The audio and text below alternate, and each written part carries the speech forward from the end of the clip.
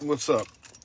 We'll try this again. I've got a bum-ass Wi-Fi network, but we'll see if we can't go inside and have that work out for my advantage this time. What's up? What's up? What's up? Hello, everybody. Happy Friday.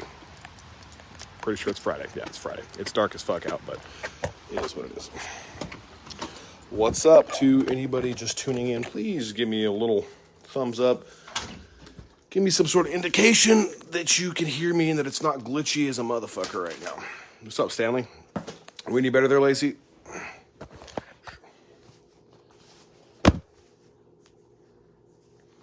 Okay. Alrighty. Well, all right. Kind of what I want to talk about today is that I caught a moment for myself where I got like real up in my feelings about some stuff that like didn't need to be thought of the way I did. It didn't need to be taken the way I did. And one of the things I realized is that like I'm super not sensitive to pretty much the whole world. But I'm really sensitive when it comes to like people who I care about and like their opinions or what I might think they might think. And it's just ridiculous. But what I'm trying to get at here is that it is so easy for us to walk around sometimes and not realize that we're actually acting how we think people want us to act, or that we're hoping for some particular type of response from somebody. And it's really difficult for me personally to live in the moment. And I've noticed that in a massive way, one of the like biggest reasons that is because, well, instinctually, anxiety is a really easy thing to roll with, but we're creating our lives, and since we're not like really honestly conscious of that most times, we're creating these like circumstances and situations that are like fucking us over consistently. And that's entirely because we're so worried about whether or not the outside world's going to approve of us. And the scary thing about being authentic is that it requires a degree of vulnerability. We have to choose to display ourselves to the world in a manner in which we could easily have our feelings hurt. But our feelings get hurt when we put expectations on how we want that reaction to go. When we don't get real honest about the fact that not everybody's going to approve of everything. Even within the context of people that we love, that we know support us, like we can't expect every moment to be exactly how we would like it to be.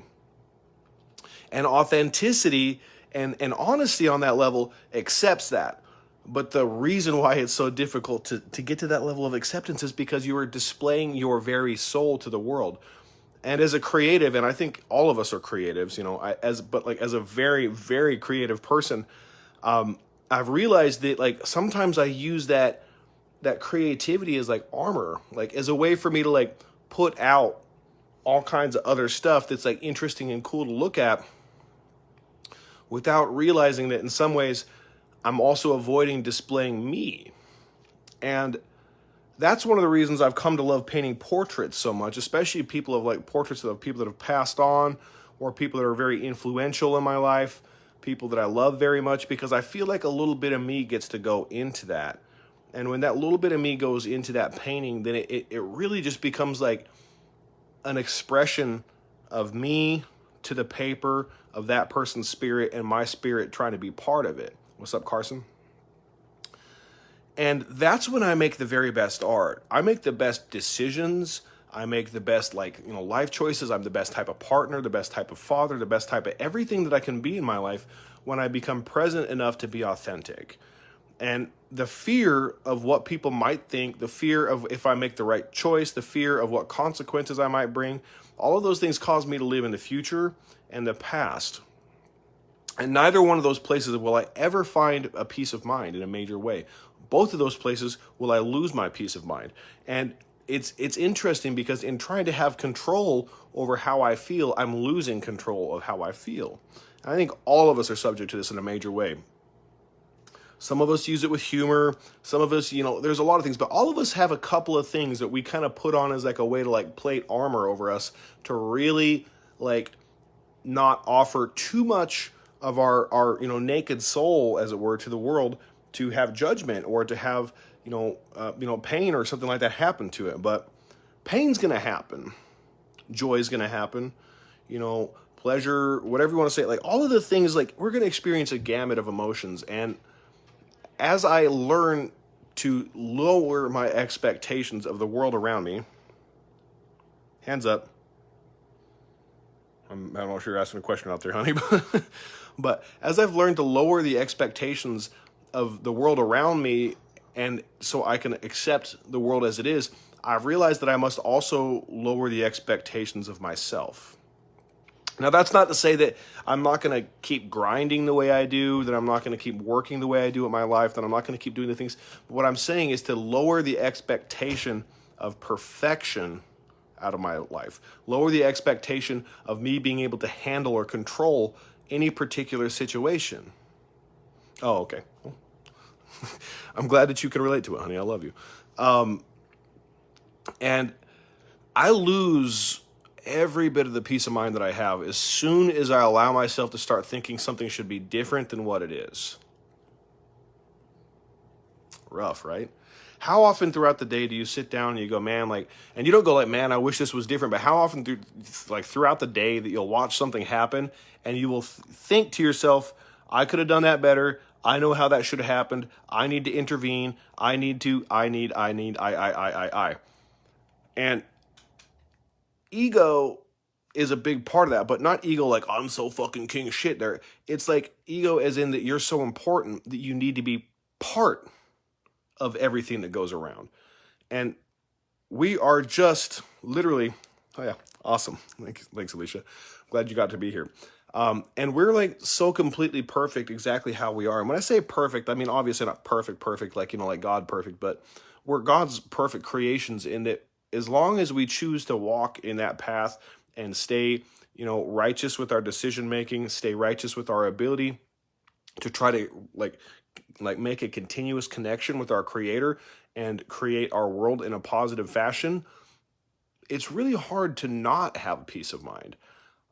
When I pray constantly, not constantly, but consistently, when I give time to God, when I give time to my relationship with my creator, to my relationship with gratitude, when I give time to make sure that I'm consistently journaling, to make sure that I'm working on my body, my business, my life, my relationship, my fatherhood, all of the things that I have to do, when I give time, when I give myself and bring my best self to it, it's like everything else falls into place. I can accept that my kids are exactly who they're going to be and not need them to be something else. I mean, obviously, I'm going to try to guide their decisions and try to be a good father on that one, but I can accept that they don't need to be who I think they need to be, but they just need to be able to learn to be themselves unapologetically.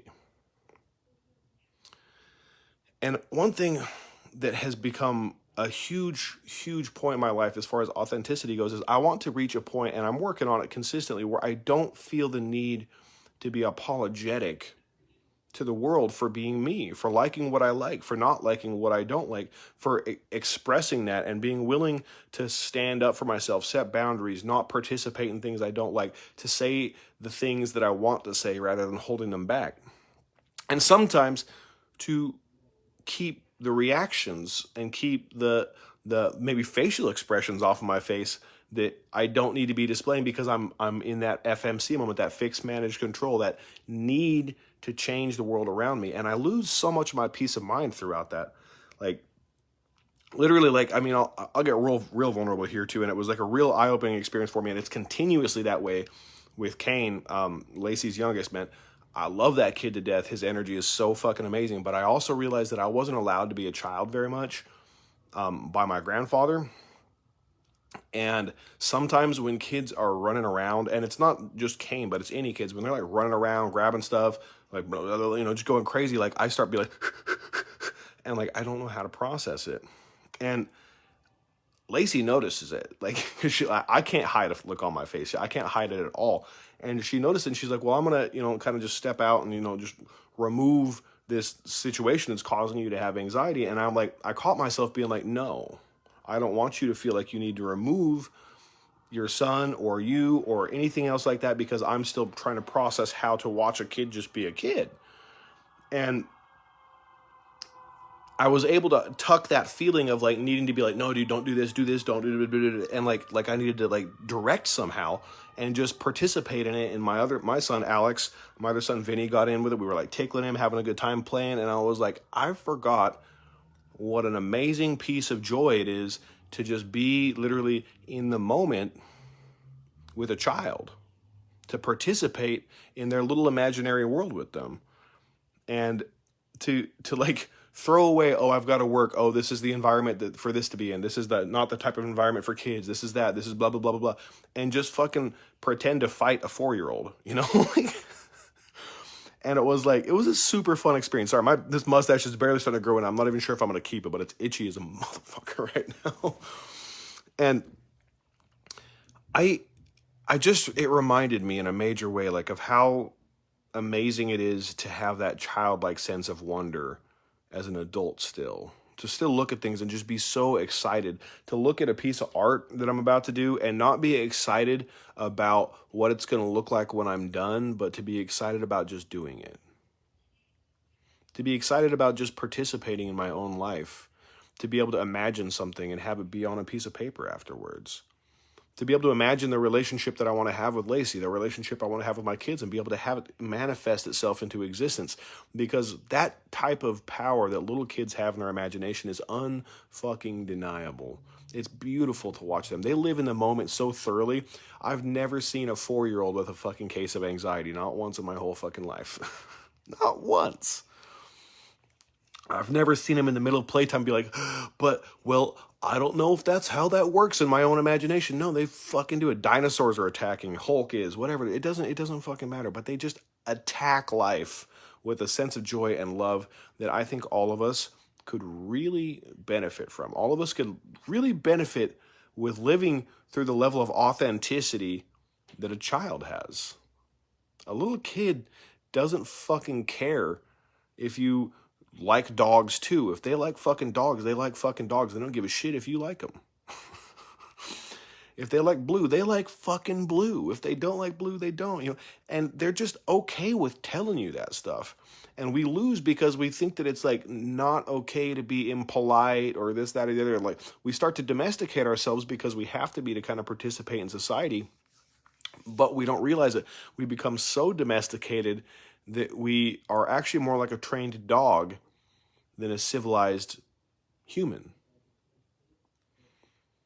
And I'd just like to reach out to everybody today that's struggling through this holiday season and take a moment and say, guys, quit trying to make everything perfect with the family. Quit trying to have this perfect Christmas experience. Quit trying to like fucking manage your way into having the right holiday season, and just fucking hug your family. Just like share some food with them, talk with them, and fucking enjoy their company in the moment, and just live in that in-between part it's in between the future and the past, and it's exactly where we find ourselves. And if you can approach that with that childlike sense of wonder that I watch Kane and other small children just fucking attack life with, I promise you, you will never have a day in your life that you can't, if you can continuously revert to that level of gratitude and happiness and excitement just for being alive and breathing, that you'll never have a day that you feel like you wasted. I mean, like really, like kids hate going to sleep. Like really. And it's not because they don't want to sleep, because they're obviously tired and we know it'll benefit them, but it's because they don't want to miss even 1 second of life. They're so excited about having it. And then by the time we're adults, we're just so worn out and jaded to it because we have so many expectations.